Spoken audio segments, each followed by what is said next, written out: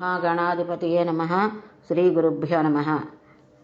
నిన్నటి గోపికా వస్త్రాభరణం ఘట్టం పూర్తయిన తర్వాత ఈరోజు శ్రీకృష్ణుడు గోవర్ధన పర్వతాన్ని ఎత్తడం గురించి మనం చెప్పుకుందాం. ఒకనాడు నందుడు అంటే యశోదాదేవి యొక్క భర్త మరియు ఉపనందుడు మొదలైన ఇతర పెద్దలందరినీ కూర్చోబెట్టుకుని సమాలోచన చేస్తున్నాడు. కృష్ణ భగవానుడు ఈ విషయం తెలుసుకున్నాడు. అంతకుముందు చతుర్ముఖ బ్రహ్మగారికి అహంకారం వచ్చినట్లు ఇంద్రుడికి కూడా అహంకారం వచ్చింది. నా అంతటి వాడిని నేను, పరబ్రహ్మం ఏమిటి, నాకు అధికారం ఇవ్వడం ఏమిటి, నేనే వర్షం కురిపించడానికి అధికారిని అని ఒక అహంకాకృతి ఆయనలో పొడసూపింది. పరమాత్ముడు ఇంద్రునికి పాఠం చెప్పాలని అనుకున్నాడు. అందుకని ఒక లీల చేయబోతున్నాడు. తండ్రి దగ్గరికి వెళ్ళాడు. అక్కడ పెద్దలందరూ కూర్చొని సమాలోచన చేస్తున్నారు. వాళ్ళ దగ్గరికి వెళ్ళి, నాన్నగారు, పెద్దలైన వారికి అరమరికలు ఉండవు కదా, వాళ్ళు ఏదైనా మంచి విషయాలు చెప్పినప్పుడు అది పెద్దలు చెప్పినా చిన్నవాళ్ళు చెప్పినా వారి సలహాలను వింటారు కదా, అందుకని నేను మిమ్మల్ని ఒకటి అడుగుతాను, నాకు చెప్పవలసిందని మీరు అనుకుంటే మీరు దేని గురించి ఆలోచన చేస్తారో నాకు చెప్తారా అని అడిగాడు. అప్పుడు నందుడు అన్నాడు, అయ్యో నాన్న, నీకు తప్పకుండా చెప్తానురా, అది చెప్పడానికి పెద్ద విచిత్రం ఏమిటి, రా వచ్చి కూర్చో అని ఇలా చెప్పాడు. మనం యజ్ఞం చేస్తే ఆ యజ్ఞం చేత ఆరాధింపబడినటువంటి దేవేంద్రుడు ప్రీతి చెంది వర్షాలను కురిపిస్తాడు. వర్షం కురిస్తే గడ్డి పెరుగుతుంది. గడ్డి పెరిగితే ఆ గడ్డిని మన పశువులు తింటాయి. బాగా గడ్డి తింటే ఎక్కువ పాలను ఇస్తాయి. ఎక్కువ పాలు ఇస్తే మనకు ఐశ్వర్యం వస్తుంది. దీనంతటికీ మూల కారణం ఎవరు? ఇంద్రుడు. ఆ ఇంద్రుడికి యజ్ఞం చేయడంలోనే ఉంది. ఆయన ప్రీతి చెంది ఆ యజ్ఞానికి వర్షం కురిపిస్తాడు. అందుకని మేము ఇంద్రుడికి యజ్ఞం చేద్దామని అనుకుంటున్నాము. ప్రతి సంవత్సరం ఇలాంటి యజ్ఞం చేస్తున్నాం కదా, ఈ సంవత్సరం కూడా యజ్ఞం చేద్దామని అనుకుంటున్నాము అన్నాడు నందుడు. అప్పుడు కృష్ణుడు అన్నాడు, కృష్ణుడికి ఇంద్రునికి బుద్ధి చెప్పాలని కదా అనుకున్నాడు. అందుకని ఆ సమయంలో తండ్రి వద్దకు వచ్చి, ఇప్పుడు కృష్ణుడు తండ్రిని మాయ చేసి మాట్లాడుతున్నాడు. తండ్రి దగ్గరికి వచ్చి తండ్రిని మాయ చేసి మాట్లాడడం జరిగింది.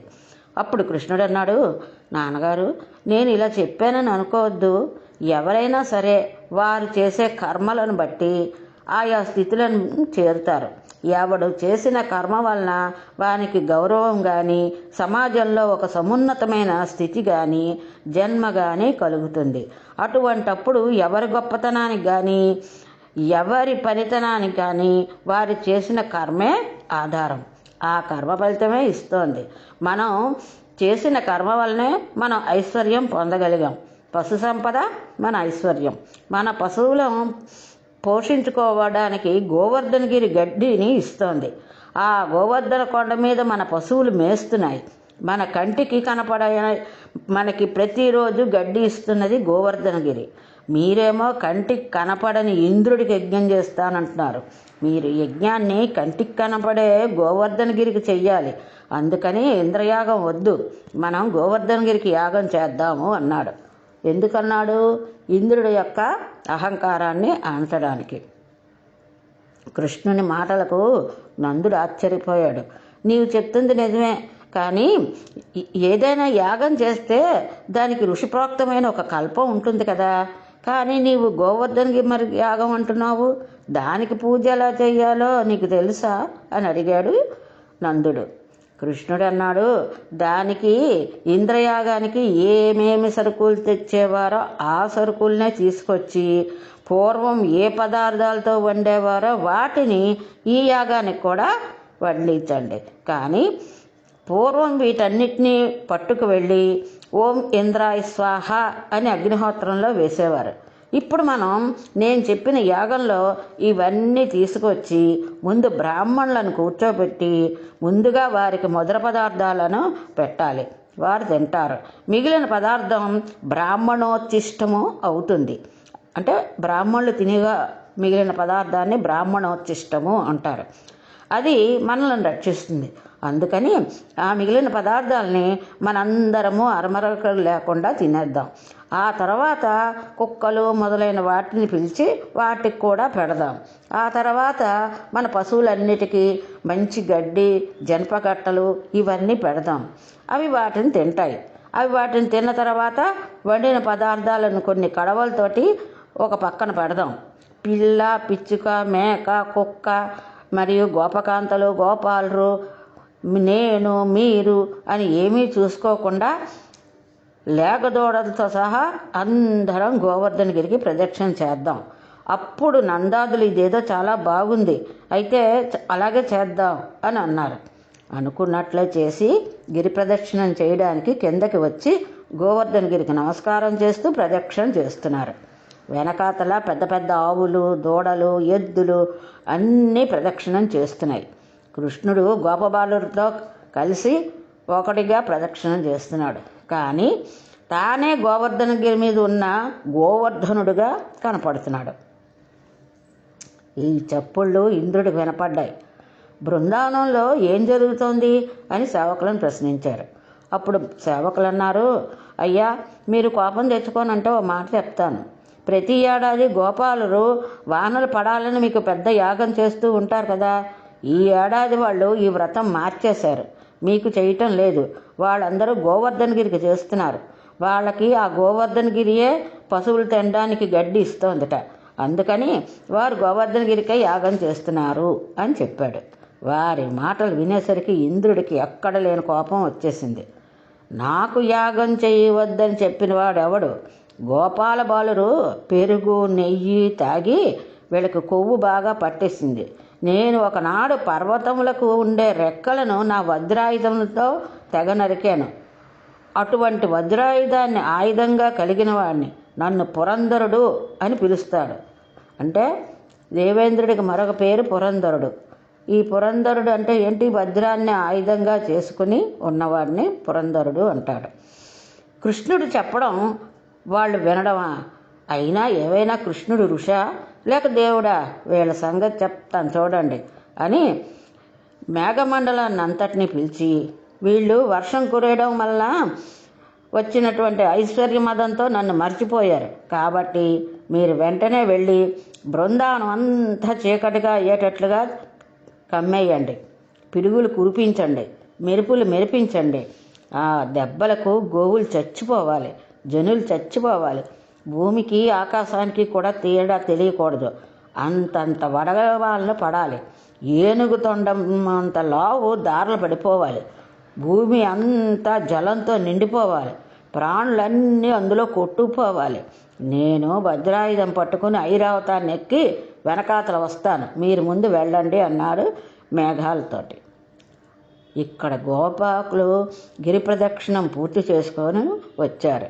ఆవులు, దూడలు ఇంకా ఇంటికి వెళ్ళలేదు. ఈలోగా బృందావనం అంతా గాఢాంధకారం అయిపోయింది. ఇంతకుముందు ఎన్నడూ వినని రీతిలో పిడుగులు పడిపోతున్నాయి.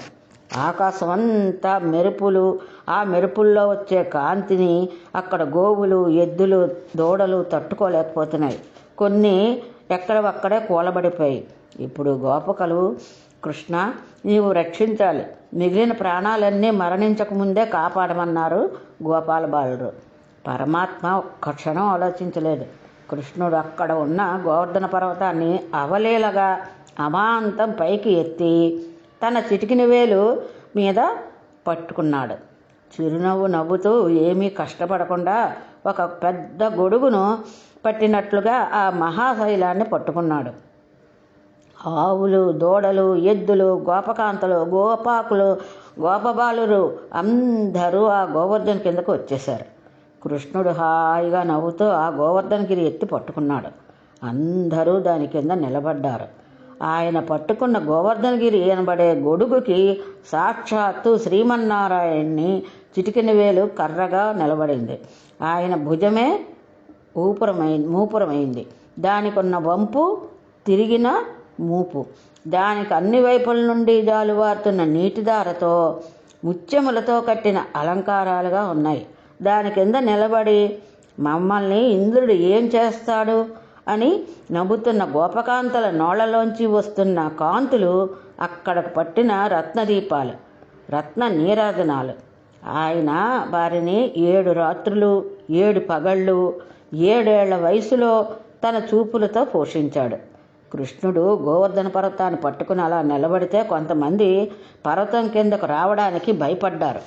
అప్పుడు కృష్ణుడు అన్నాడు, బాలుండీతడు కొండ దొడ్డది మహాభారంబు సైరింపగాజాలండో అని దీని కింద నిలవన్ శంకింపగాబోలా దీ శైలాంబోనిది జంతు సంయుత ధరాచక్రంబు పైబడ్డ నా కేలల్లాడదు బంధులారా నిలుడి కింద ప్రమోదంబునన్.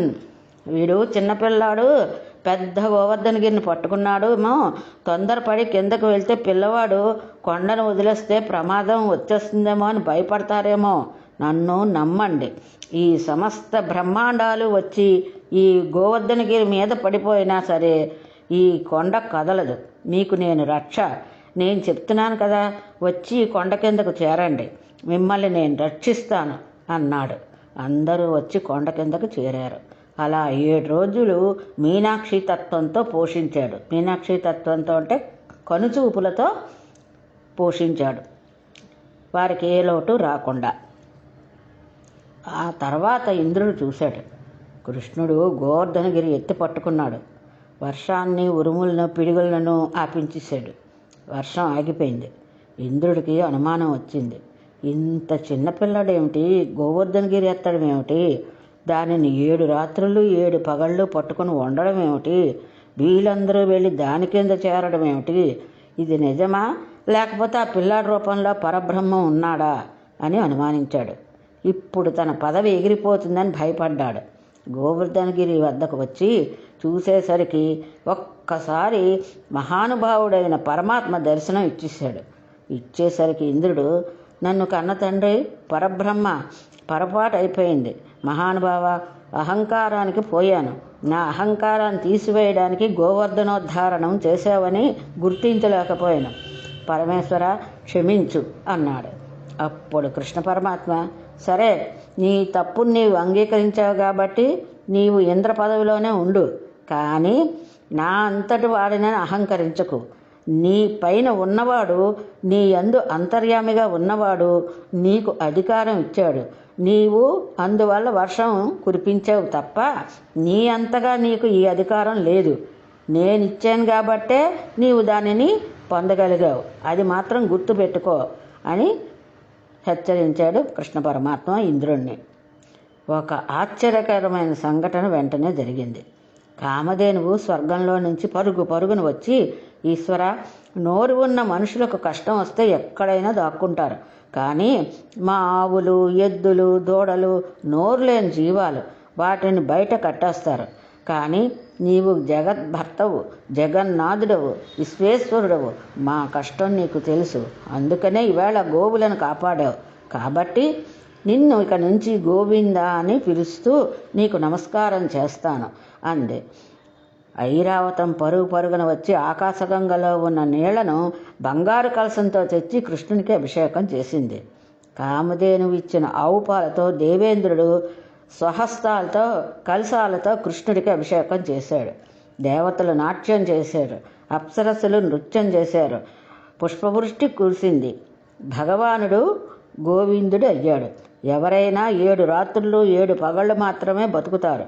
అందుకని బతికి ఉన్ననాళ్ళు కష్టం లేకుండా ఉండాలంటే గోవిందనామాన్ని ఆశ్రయించాలి. ఈ గోవిందనామం ఎంత గొప్పతనం వహించిందంటే ఇప్పటికీ వెంకటాచలంలో శేషాద్రి శిఖరం మీద వెలిసిన స్వామి గోవిందనామంతో ప్రతిధ్వనించిపోతూ పద్మావతీదేవి వక్షస్థలంలో పెట్టుకుని కారుణ్యమూర్తి అయి పద్మపీఠం మీద నిలబడి మనందరికీ దర్శనం ఇస్తున్నాడు ఆ వెంకటాచలాధీశుడు.